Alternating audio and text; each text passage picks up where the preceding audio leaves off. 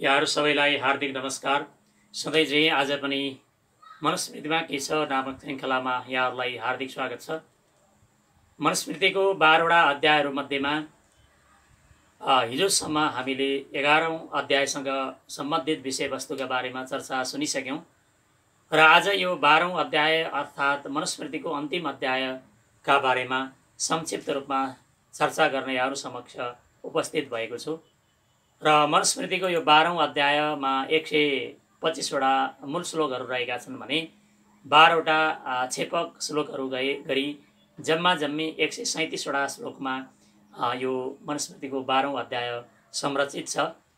र यो 12औं अध्याय मुक्ति वा मोक्ष धर्मसँग सम्बन्धित छ र यसमा उठान गरिएका चर्चा गरिएका मुख्य विषयवस्तुहरू मध्येमा मन, वचन र कर्मद्वारा हुने अशुभ कर्महरू के होलान्, शारीरिक, वाचिक र मानसिक दुष्कर्मको फल के पाइन्छ, सत्व, रज र तमोगुण का लक्षणहरू के होलान्, कस्ता व्यक्तिले स्वर्ग र कस्ता व्यक्तिले पुनर्जन्म प्राप्त गर्दछन्, अनि कस्ता व्यक्तिले मुक्ति पाउँछन्, कस्ता व्यक्ति श्रेष्ठतम मानिन्छन्, श्रेष्ठतर श्रेष्ठतम कस्ता व्यक्ति अत्यन्त श्रेष्ठ मानिन्छन्, अनि विद्याले के प्राप्त हुन्छ, कस्ता व्यक्तिलाई मात्र धर्मज्ञ मानिन्छ, कस्तो ब्राह्मणको सभाबाट गरेको धर्म निर्णय कहिल्यै पनि उल्लङ्घन गर्नु हुँदैन, अनि कस्तो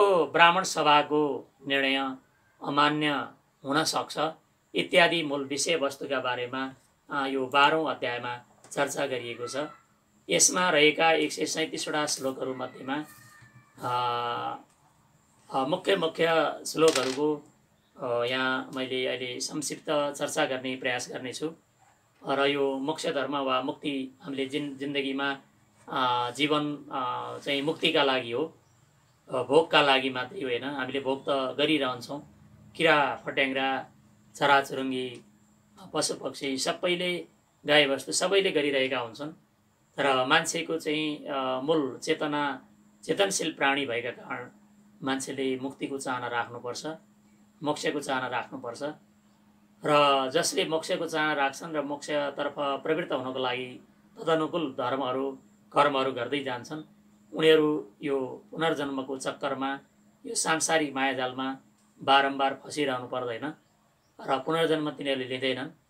जसले यही संसार नै सर्वस्व हो भनेर जुन अहिले भौतिकवाद, विज्ञान, भौतिकवाद को पछाडि चाहिँ लागिरहेका छौँ हामीहरू, यसरी भौतिकवादकै पछि लागिरहने र यही संसार नै सर्वस्व हो, परलोक छ वा छैन भनेर स्वर्गलोकको कल्पना नै नगर्ने, अरू लोक नै छैन, यही नै हो, यावत् जीवित सुखम जीवित ऋणं कृत्वा घृतं विविध भस्मीभूतस्य देहस्य पुनरागमनं कुत भन्ने चारवाक दर्शन जस्तै हिजो अस्ति पनि थिए, प्राचीन कालमा पनि चारवाक जस्ता भौतिकवादी दर्शनहरूको विकास भएको हो।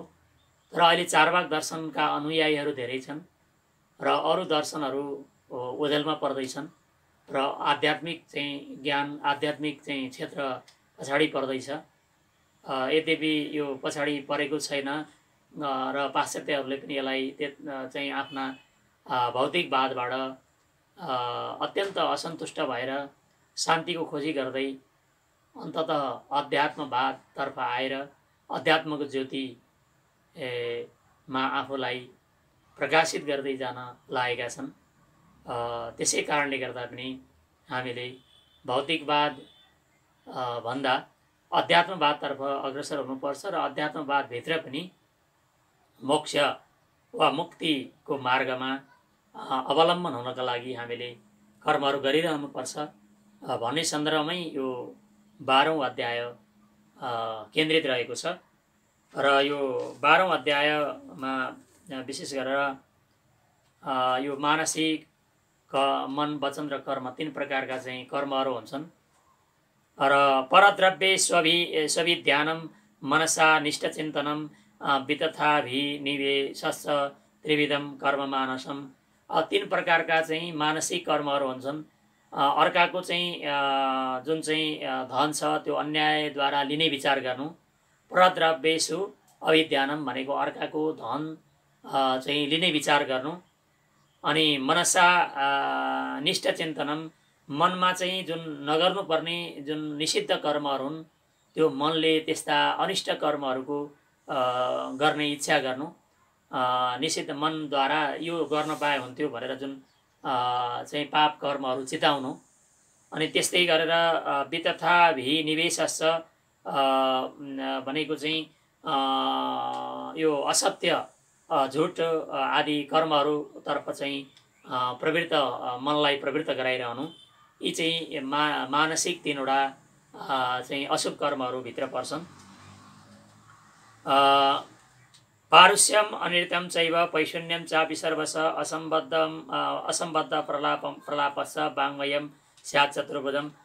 वाणीको चाहिँ वाचिक रूपमा हुने चाहिँ जुन यो 4 प्रकारका चाहिँ कर्महरू छन्, अशुभ कर्महरू। पारुष्यम भनेको चाहिँ अत्यन्त कठोर बोल्नु, अनित्यम भनेको चाहिँ झुटो बोल्नु, अनि पैशून्यम भनेको चाहिँ दोष देखाउनु, अर्काको कुनै पनि चाहिँ अब प्रत्यक्ष रूपमा प्रशंसा गर्नु, अनि परोक्ष रूपमा गएर दोष देखाउनु। परोक्षे कार्यान्तरम प्रत्यक्षे प्रियवादिनम वर्जेत तादृशम मित्रम विषकुम्बम पयोमुखम, मुखमा राम राम बगलीमा छुरा। यस्तो गर्ने प्रवृत्ति पनि यो चाहिँ वाचिक चाहिँ अशुभ कर्मभित्र पर्छ। असम्बद्ध प्रलापश्च भनेको चाहिँ अब सम्बन्धै नभएको कुरामा बकबक गरिरहने, बोलिरहने, यो वाङ्मयम भनेको वाणीका अशुभ कर्मका 4वटा चाहिँ यो मानिन्छन्। अदत्तानाम उपादानम हिंसा चैवा विधानतः परदारूपसेवा च शारीरम त्रिविधम स्मृतम। अब यो 3 प्रकारका चाहिँ शारीरिक चाहिँ दुष्कर्महरू मानिएका छन्। अदत्तानाम उपादानम भनेको कसैले दिएको छैन तर चाहिँ लिने इच्छा गर्नु, कसैले नदिएको वस्तुलाई लिने इच्छा गर्नु, यो चाहिँ के हो? शारीरिक कर्म, शारीरिक चाहिँ यो कर्म मानिन्छ, अशुभ कर्म मानिन्छ। अनि हिंसा चैवा विधानत भनेको चाहिँ शास्त्र वर्जित, शास्त्रमा वर्जना गरिएको, अविधानत भनेको विधान नगरिएको जुन हिंसा छ त्यो हिंसा गर्नु, हत्या गर्नु। परदारू पसेवाच भनेको परस्त्री गमन गर्नु, अर्काकी स्त्रीसँग वा अर्काका परपुरुषसँग वा परस्त्रीसँग संसर्ग गरिरहनु। घरमा श्रीमान हुँदाहुँदै वा घरमा श्रीमती हुँदाहुँदै परस्त्रीसँग वा परपुरुषसँग चाहिँ लहसिनु, यो पनि शारीरिक अशुभ कर्मभित्र पर्छ। त्यस कारणले गर्दा यी मन, वचन र कर्मद्वारा हुने अशुभ कर्मद्वारा हामीले आफूलाई अलग्याउनुपर्छ र त्यसबाट निवृत्ति हुनुपर्छ भन्ने यसको आशय हो। मानसम मनसैवायम उपभुङ्क्ते शुभम वाचा कृतम कर्म कायेनैव च कायिकम। अर्थात् मनले गरेको चाहिँ कर्म मनैद्वारा त्यसको भोग्नुपर्छ, त्यसको फल। अनि वचनले गरेको चाहिँ कर्म वचनैद्वारा भोग्नुपर्छ। शारीरिक रूपमा अर्थात् कायिक यो कर्मको रूपमा गरिएका जो चाहिँ देखिने रूपमा, दृश्य रूपमा गरिएका जुन चाहिँ कर्महरू छन्, शारीरिक रूपमा गरिएका दुष्कर्महरू, त्यो शरीरद्वारा नै भोग्नुपर्छ भन्ने यो 8औं श्लोकमा यसरी आएको छ। शरीरजै कर्म दोषरी याति स्थावरतां नर बाचिकै पक्षे ए मृगतां मानसे ए अन्त्यजातिदान। अब शारीरिक रूपमा गरिएका जुन कर्मका दोषहरू छन् त्योद्वारा के हुन्छ? स्थावरतां नर भनेको मान्छेले वृक्ष यो चाहिँ लता गुल्मा आदि यस्तो चाहिँ योनिमा जन्म लिनुपर्छ पछि गएर। वाचिकै पक्ष मृगतां भनेको चाहिँ वाचिक भनेको वचनद्वारा गरिएका जुन कर्म दुष्कर्महरू छन् त्यसका कारणले गर्दा के हुन्छ? पशु पक्षीको योनिमा पुग्नुपर्छ भन्ने यसको आशय छ। अनि त्यस्तै मानसै अन्त्यजातिता भनेको मनद्वारा गरिएको जुन चाहिँ यो दुष्कर्महरू छन् त्यसको फल चाहिँ के हुन्छ भने यो चाण्डाल आदि अन्त्यजातिहरू को रूपमा भएर त्यो पुनर्जन्म लिएर त्यसरी चाहिँ भोग गर्नुपर्छ, त्यस्तो योनिमा प्राप्त गरेर त्यसमा जन्मिएर भोग्नुपर्छ भन्ने यो 9औं श्लोकको यो आशय छ।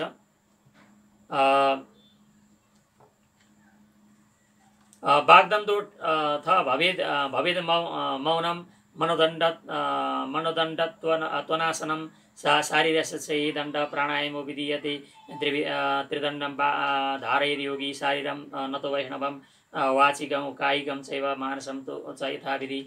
यो छेपक श्लोकमा 4औं र 5औँमा यिनै कुराहरूको चर्चा गरिएको छ। यो कायिक वाचिक र मानसिक चाहिँ सन्दर्भमै। यसै गरी सत्व रज र तम गुणको सन्दर्भमा यहाँ केही उल्लेख गरिएको छ। 38औं श्लोकमा तमसो लक्षणम कामो रजस्तर्थ उच्यते सत्वस्य लक्षणम धर्म श्रेष्ठ येषाम यथोत्तरम। अब तमगुणको लक्षण के हो भने काम हो। धर्म अर्थ काम मोक्ष यी चाहिँ चार पुरुषार्थ चतुष्टय छन्। यी मध्ये तामस गुणबाट तमसको लक्षण भनेको काम वासनामा अलि बढी प्रवृत्ति हुनु, अनि रजगुणको चाहिँ प्रवृत्ति भनेको अर्थतर्फ प्रवृत्ति हुने, अर्थतर्फ प्रवृत्ति हुने, र सत्यस्य लक्षणम धर्म भनेको सत्यको चाहिँ लक्षण के हो भने धर्मतिर प्रवृत्ति हुने, र श्रेष्ठम येषाम यथोत्तरम भनेको चाहिँ उत्तरोत्तर के हुन्छन् भने श्रेष्ठ हुन्छन्। कामभन्दा अर्थभन्दा धर्म चाहिँ श्रेष्ठ हुन्छन् भन्ने यो 38औं श्लोकमा यो उल्लेख गरिएको छ। देवत्वम सात्विका यान्ति। अब सात्विकहरू चाहिँ देवत्व योनिमा प्राप्त गर्छन्, यो देवत्वलाई प्राप्त गर्दछन्। मनुष्यत्वम च राजसा भनेको चाहिँ रजोगुणले युक्त भएका व्यक्तिहरू चाहिँ मनुष्यको रूपमा प्राप्त गर्दछन्, उनीहरूले मनुष्य योनि पुनः प्राप्त गर्दछन्। अनि त्रियक्त्वम तामसा नित्यम इत्येषा त्रिविधा गति। अब यो तामस गुणले गर्दा पशु पक्षी लता गुल्महरू यस्तो योनिमा प्राप्त गर्नुपर्छ भन्ने चाहिँ यो 40औं श्लोकमा यो उल्लेख गरिएको छ।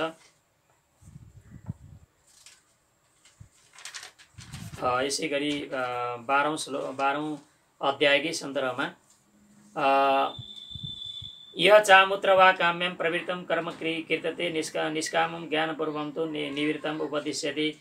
यह चामुत्र वा काम्यम भनेको चाहिँ यो लोक र परलोक दुवैमा काम्यम प्रवृत्तम कर्म कीर्तते भनेको चाहिँ अब यो प्रवृत्त कर्म चाहिँ के हुन्छ, यो प्रवृत्त हुन्छ। अनि निष्कामम ज्ञानपूर्वम तो निवृत्तम उपदिश्यते। निष्काम जुन कर्म हुन्छ, ज्ञानपूर्वक गरिने जुन निष्काम कर्म हुन्छ त्यो निवृत्त कर्म मानिन्छ। सकामपूर्वक गरिने चाहिँ कर्मलाई चाहिँ प्रवृत्त कर्म, अब चाहिँ निष्कामपूर्वक गरिने जुन कर्म हुन्छ त्यो चाहिँ निवृत्त कर्म मानिन्छ। प्रवृत्तम कर्म संसेव्यो देवानां एति साम्यतां निवृत्तम सेवमानस्तु भूतान्यते पञ्च वै।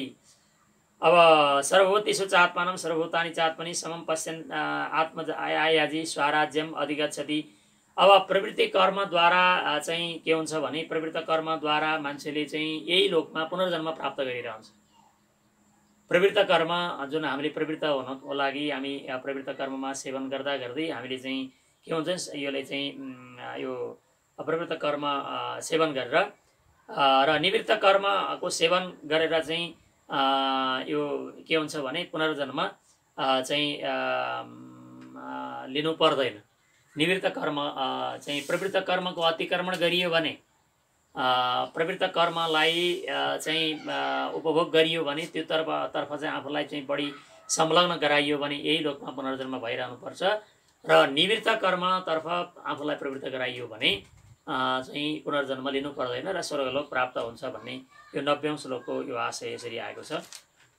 यसै गरी अज्ञेभ्यो ग्रन्थिना श्रेष्ठ ग्रन्थिभ्यो धारेणो वरा धारिभ्यो ज्ञानिना श्रेष्ठ ज्ञानीभ्यो व्यवसायिन।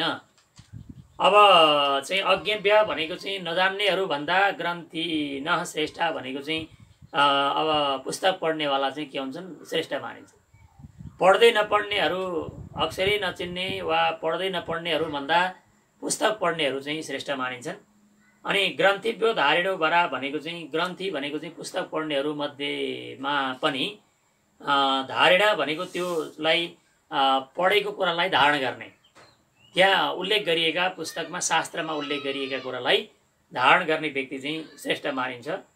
धारिभ्यो ज्ञानिना श्रेष्ठ, त्यो पुस्तकमा पढिएका कुरालाई धारण गर्ने व्यक्तिहरू मध्येमा पनि ज्ञानिना भनेको ज्ञानलाई सद असद विवेकलाई त्यहाँ प्रयोग हेरेर ज्ञानलाई छानेर चाहिँ फिल्टर गरेर चाहिँ ज्ञानलाई चाहिँ लिने व्यक्ति श्रेष्ठ मानिन्छ।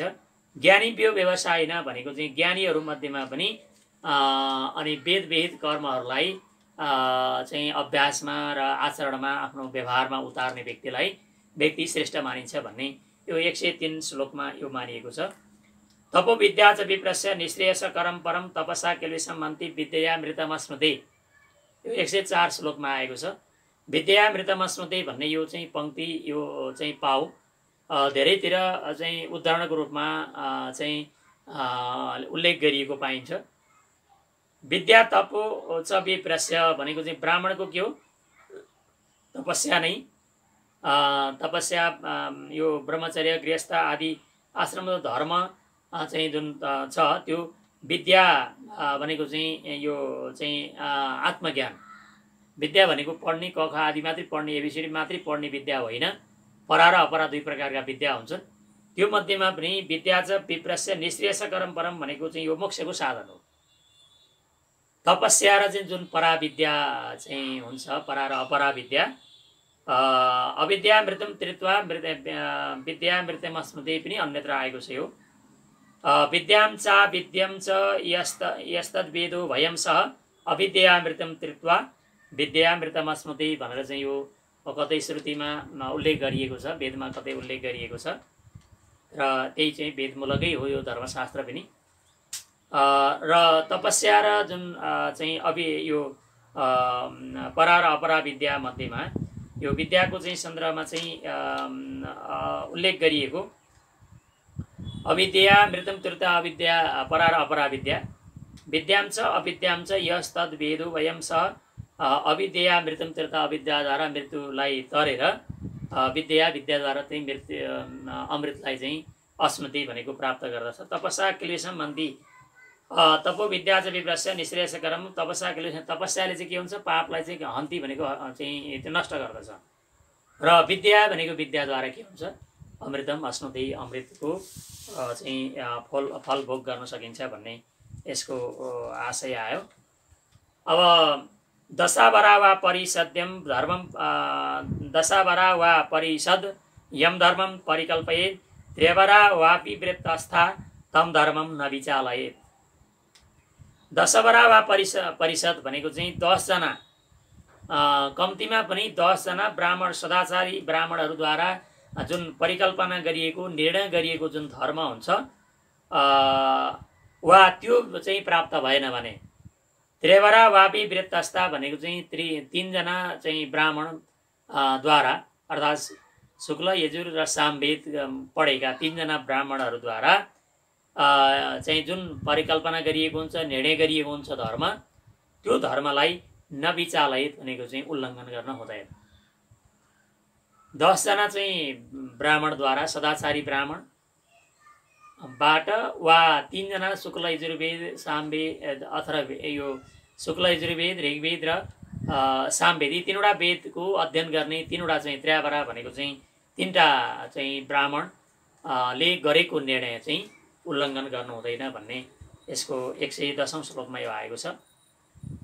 त्रैविद्यो हेतुकस्त तर्की निरुक्तो धर्मपाठक त्रयश्चास्त्री श्रमिणः पूर्वे परिषद्या दशावरः ऋग्वेद वेद यजुर्वेद च सामवेद विदेव च त्र्यवर परिषद गेया धर्म संशय निर्णय। अब त्र्यवरा भनेको के हो त भन्ने सन्दर्भमा 112औं श्लोकमा यो बताएको छ। ऋग्वेद यजुर्वेद र सामवेदको पढ्ने र त्यसको तत्त्वलाई जान्ने व्यक्तिलाई चाहिँ ब्राह्मणको जुन सभा हुन्छ त्यो सभाद्वारा गरिएको जुन निर्णय हुन्छ त्यो निर्णयलाई चाहिँ त्र्यवरा भनेर चाहिँ मानिन्छ र त्यो धर्म सम्बन्धी सन्देह निश्चय गर्नमा चाहिँ यी तीनटा वेद पढेका 3 जना विद्वानहरू समर्थ हुन्छन् भन्ने 112औं श्लोकको आशय यसरी आएको हो। अब अवर्तानाम अशास्त्राणाम अमन्त्राणाम जाति मात्रोपजीविनाम सहस्रश समेतानाम परिषत्तम न विद्यते। अब अवर्तानाम भनेको चाहिँ जुन व्रत पालना गर्नुपर्ने हो। अब यो जुन गायत्री मन्त्रहरू जप्ने, यज्ञ अनुष्ठानहरू गर्ने, नित्य कर्महरू गर्ने, नैष्ठिक कर्ममा रहने, जुन चाहिँ व्रतको आचरण नगर्ने, अनि अमन्त्रणाम भनेको वेदको अध्ययनै नगर्ने, र जाति मातृोपजीविनम भनेको चाहिँ म त ब्राह्मणको कुलमा जन्मेको, म त बाहुन हुँ भन्ने मात्रै, जाति मातृोपजीविनम भनेको जाति मात्रले बाहुन हो भन्ने व्यक्ति, सहस्र समेतानाम भनेको चाहिँ हजारौँ चाहिँ ब्राह्मणहरूको परिषद भए तापनि, त्यो सभा भए तापनि त्यो सभालाई त्यो धर्मनिर्णायक सभा मान्न सकिँदैन। जुन चाहिँ सभाले जुन सभा हो, जुन सभामा चाहिँ व्रत निष्ठापूर्वक आचरण नगर्ने ब्राह्मणहरू छन्, अनि त्यसपछि गएर वेद मन्त्र वेदै पढेका छैनन्, वेद वाङ्मयहरूको अध्ययन गरेका छैनन्, र जाति मात्रोपजीविनाम भनेको चाहिँ म त ब्राह्मण हुँ भनेर जन्मजात ब्राह्मण चाहिँ को अहङ्कार पालेका जो हजारौँ ब्राह्मणहरूको जुन सभा छ, त्यो सभा चाहिँ वास्तविक रूपमा सभा होइन, र त्यसले गरेको निर्णय चाहिँ पनि चाहिँ मान्य हुँदैन भन्ने 114औं श्लोकमा यो उल्लेख गरिएको छ। यसै गरी यो 12औं अध्यायमा चर्चा गरिएका यिनै विषयवस्तुहरू हुन्, र यो मनुस्मृतिका बारेमा यो 12औं अध्यायको विशेष चर्चा मोक्ष मार्गतर्फ, मुक्तिको मार्गतर्फ, आफूलाई यो सांसारिक चाहिँ पुनर्जन्मको चक्करबाट हामीले कसरी चाहिँ मुक्ति दिलाउने, पुनर्जन्म नविद्यति, पुनर्जन्म नहुनको लागि चाहिँ, पुनर्जन्मको चक्करमा बारम्बार नफस्नको लागि हामीले के कस्ता कर्महरू गर्नुपर्छ भन्ने बारेमा यहाँ रहेका विषयवस्तुहरू मध्येमा संक्षेपमा मैले केही तपाईँहरूलाई भोग जगाउने मात्रै काम गर्न सकेँ अहिले। र यो मनुस्मृतिको श्रृङ्खला सुरुदेखि अहिलेसम्म जसले हेर्नुभयो, र जसले सबै नहेरेर एक एकवटा वा एक दुईवटा श्रृङ्खला हेर्नुभएको छ, उहाँहरूले सबै श्रृङ्खला हेरिदिनु होला। र सबै श्रृङ्खला हेरिसकेपछि र सबै श्रृङ्खला हेरिसकेका दर्शक तथा श्रोता महानुभावहरूले आफूलाई लागेका जिज्ञासाहरू, यो के कति कमजोरी रहे, ती कमजोरीको पाटोहरू पनि उल्लेख गरिदिनु होला युट्युबको कमेन्ट बक्समा। र यो यदि राम्रो लाग्यो भने धेरैभन्दा धेरै आफ्ना साथीहरू, शुभचिन्तकहरूमा सेयर गरिदिनु होला। र यसै गरी मैले गीतामा के छ, महाभारतमा के छ, चाणक्य नीतिमा के छ, व्याकरण महाभाष्यमा के छ लगायतका श्रृङ्खलाहरू मैले युट्युबमा राखिसकेको छु।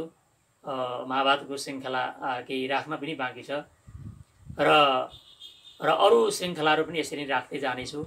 तपाईँहरूले गुगलमा गएर सर्च गरेर नेपालीमा सर्च गर्नुभयो भने उपलब्ध हुनेछन्, वा मतिप्रसाद ढकाल को नामबाट अङ्ग्रेजीमा गएर त्यहाँ सर्च गर्नुभयो भने युट्युबमा सम्पूर्ण भिडियोहरू उपलब्ध हुनेछन्। र यो मैले ज्ञानलाई जतिसक्दो प्रसार गर्नुपर्छ, व्यय कृते वर्धते नित्यम भनेको चाहिँ जति खर्च गर्यो त्यति ज्ञान बढ्दै जान्छ भन्ने यो हाम्रो संस्कृतको वाङ्मयमा आएको एउटा नीतिपद्यमा उल्लेख भएको श्लोक हो। यो ज्ञानलाई जतिसक्दो विस्तार गर्दै जान सकौँ, यो प्रयासकै सन्दर्भमा मैले यो सामान्य प्रयास गरेको हुँ। म कुनै धर्मशास्त्री होइन, यो धर्मशास्त्रका ज्ञाता गुरुहरूले यो धर्म मनुस्मृतिको बारेमा व्याख्यान गर्नुहुनेछ, गर्नुभएको पनि तपाईँहरूले उपलब्ध हुनेछ। यो संसारमा धेरै सामग्रीहरू छन्, र त्यसमध्येमा मैले तपाईँहरूलाई भोग जगाउने मात्रै प्रयास गरेको हुँ। मनुस्मृतिलाई नराम्रो भनेर बढार्ने परम्परा पनि छ हाम्रो समाजमा। त्यसलाई बुझ्दै नबुझिकन, हेर्दै नहेरिकन, पढ्दै नपढिकन ऋषिमुनिहरूले कति तपस्या गरेर चाहिँ त्यसलाई ल्याएका कुराहरू सम्पूर्ण सर्वांश रूपमा 100% अहिलेको जीवनमा उपयोगी नहोलान्, तर केही मात्रामा 10, 15, 20% मात्रै पनि हामीले उपयोग गर्न सक्यौँ भने त्यसबाट हाम्रै कल्याण हुने हो। हामीले यसरी बढार्दा मनुलाई, वा यो भृगुले बनाएका, मनुका शिष्य भृगुले बनाएको यो मनुस्मृति, भृगुप्रति चाहिँ कुनै उनलाई केही नराम्रो हुने होइन, तर त्यो हामीले बढार्दा हामीलाई नै राम्रो हुने हो। राम्रो कुरालाई चाहिँ ग्रहण गर्ने, नराम्रो कुरालाई हामीले जस्तो छ त्यस्तै राखिदिने हो।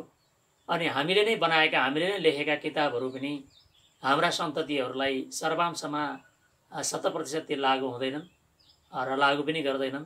त्यति मात्रै होइन, अहिले हाम्रै वर्तमान पुस्तामै हाम्रै सहकर्मीहरूले पनि हामीले जे लेख्यौँ, जे भन्यौँ, जे चाहिँ हामीले प्रवचन गरिरहेका छौँ, ती सर्वांशमा कसैले सबै लागु गर्ने व्यक्तित्वहरू पाइन मुस्किल छ।